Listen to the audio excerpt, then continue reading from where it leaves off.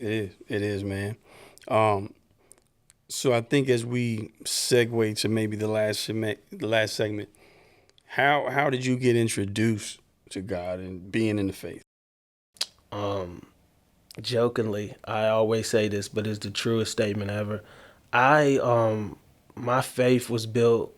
My mom struggled with crack cocaine my whole life, but my mom was like growing up had the strongest prayer life ever. Mm-hmm. Where I will remember her being in the room and praying and me feeling like the presence of God. But she was on drugs. So, but I've been around church people and don't feel like that. Mm. And I'm around a lot of church people where, like, this ain't judgmental, Mm-hmm. but it's like, you represent the guy, like, Yeah. our creator, Mm-hmm. right? Like, some people decide to go work at Walmart, you know? So if they let Sam Walton down, they let Sam Walton down, but you're representing the guy. Yeah. And you moving like this, Yeah. you know?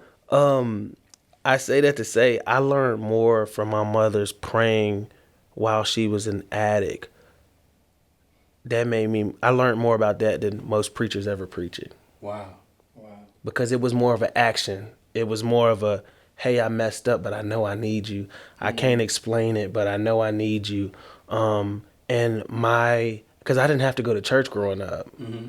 You know, I went to church because it was just like a peace for me. It was a hope for me. But along the way, God show up. And that's why, man, I got friends that's Muslims. I got friends that believe in other stuff, and I don't judge them. It's like, um, I don't pray for, like, I pray for them as individuals, but like, God is God. He can show himself to you. Mm-hmm. That ain't my job for him to show you that he got, like, Yeah. I need to live a lifestyle accordingly because I'm falling under his discipline. Gotcha. But it ain't my job to like try to change you. It's my job to love you. Mm-hmm. It's my job to try to understand you. It's my job to try to get the best person out of you. Because if I really love you, right, Mm-hmm. I think a lot of times we make church a lot difficult. Yeah. Like, is the church? We got to go here. And I was joking with my significant other. I was like, being a pastor would be a great side hustle because you see people do it with no conviction, anything. let's have fun. Mm-hmm. Let's go out here and do, you know. But like, my relationship with God was based off of that, and being based off of I know him. Like, I know where there was no way, Mm-hmm. and he made a way. That's what's up. I know him where he was like just being there and he was confident, and I didn't have the person to talk to, so I would talk to him, but then you would come and tell me something that we was just talking about that like affirmed it, like, wow, you know. And just keeping me like, and being here, I didn't do anything. Like, none of this was calculated. I didn't sit here and was like, this is how I'm gonna do that. And sit. I mean, it's times where I wanted to self-destruct. Like, it was times where I wanted this and he didn't want that for me. So he closed doors and I was like, that sucks and you must don't love me. But then he got me over here. Mm-hmm. You see what I'm saying? So I think my relationship with God has just been more of embracing life, embracing the ups and the downs. Some people feel like if everything ain't going for you good in life, then you ain't got God, and that ain't true. Mm-hmm. Like, it's periods and times where like life is here, and you just need to be humble and take that part of life that's going with you. He's still with you, Yeah. you know. But the older people would be like, God never leaves you nor forsake you, but like, he never leaves you or forsake you. So how can he be right on time? Mm-hmm. They say he's an on-time God, like he left. Mm-hmm. He's always been there, right? Yeah. Way to think about it though.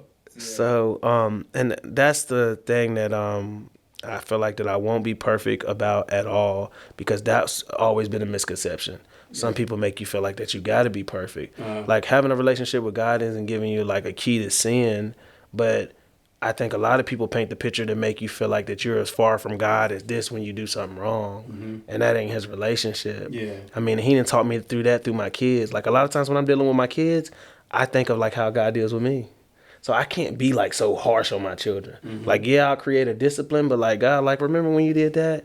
Or you had a kid, I done did this before at Walmart, and one of your kids say, "Can you put that on the line? You don't deserve that." And then God like, "Oh, do you deserve everything you got?" Like, just put it on the line, you know what I'm saying, and get it. So that's definitely been a vital part. It will always be a vital part. It's my relationship with God. Okay. So I definitely want to get you back for part two, Absolutely, man, and get man. more into like your backstory, like you and your moms and the other stuff that you have been through to really help, not only motivate people but inspire people that they can make it too. And Absolutely. I think that's why we wanted to start you in uniform going back to so somebody will hopefully see this interview and say, hey, you know what? If he can do it, then I can do it. You know what I mean? Absolutely.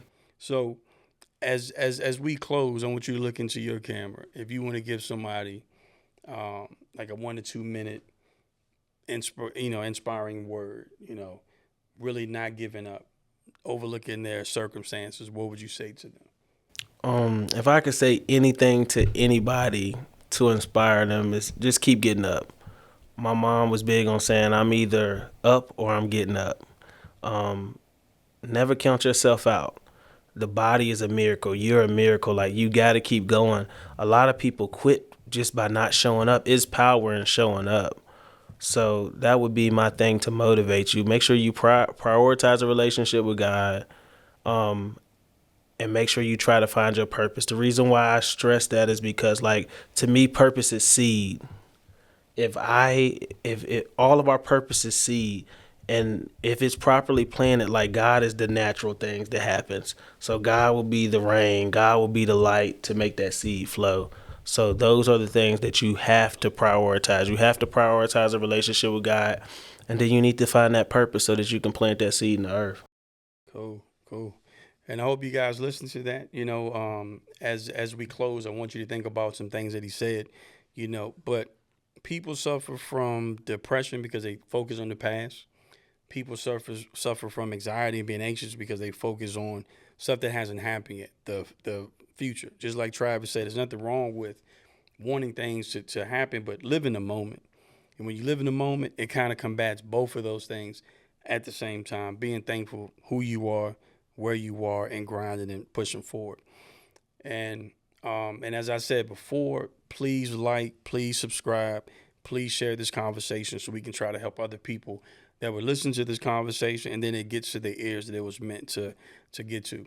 And as I always say, one love, but it's your choice. I say it again, it is your choice to be blessed.